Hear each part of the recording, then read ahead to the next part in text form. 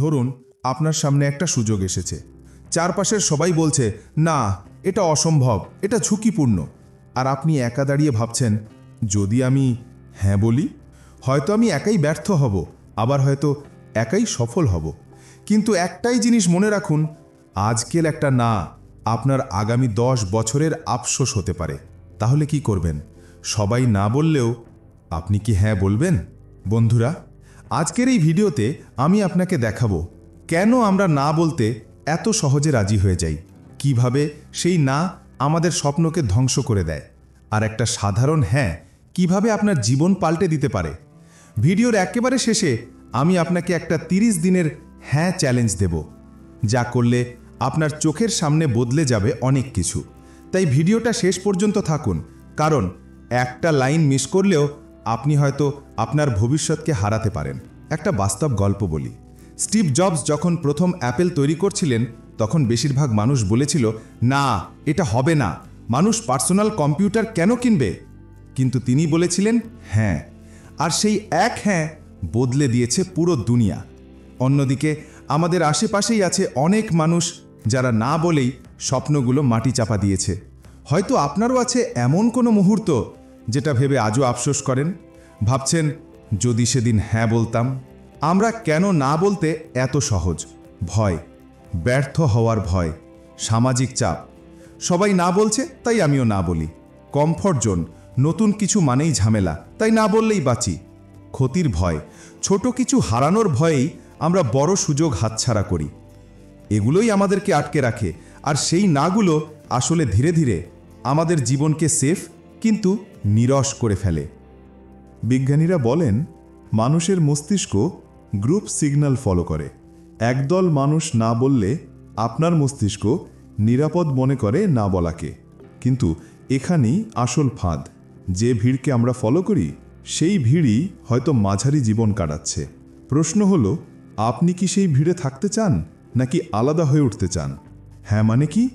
হ্যাঁ মানে ঝুঁকি নেওয়া, সম্ভাবনার দরজা খোলা, একটা নতুন গল্প শুরু করা।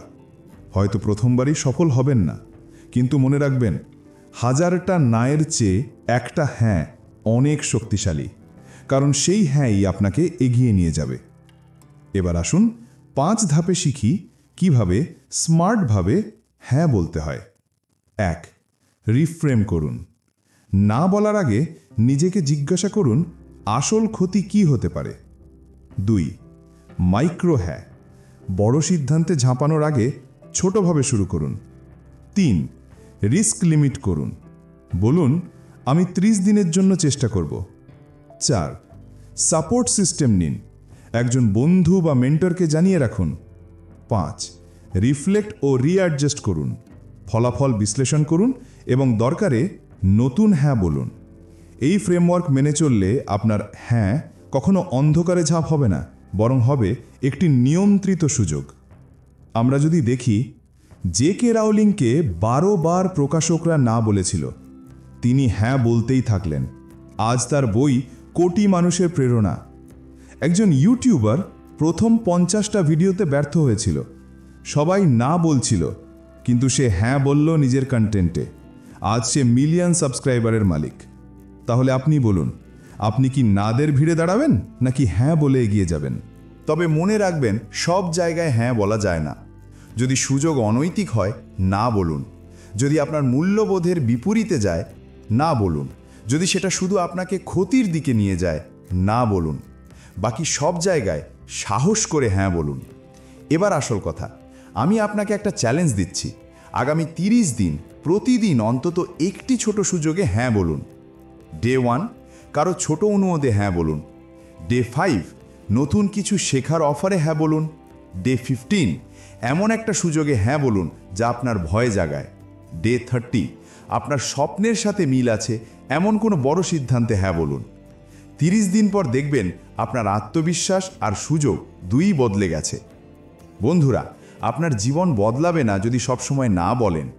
জীবন বদলায় তখনই যখন সবাই না বললেও আপনি একবার সাহস করে হ্যাঁ বলেন।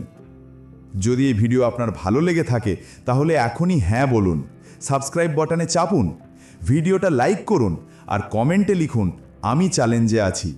কারণ আজকের সেই হ্যাঁটাই হতে পারে আপনার জীবনের সবচেয়ে বড় টার্নিং পয়েন্ট।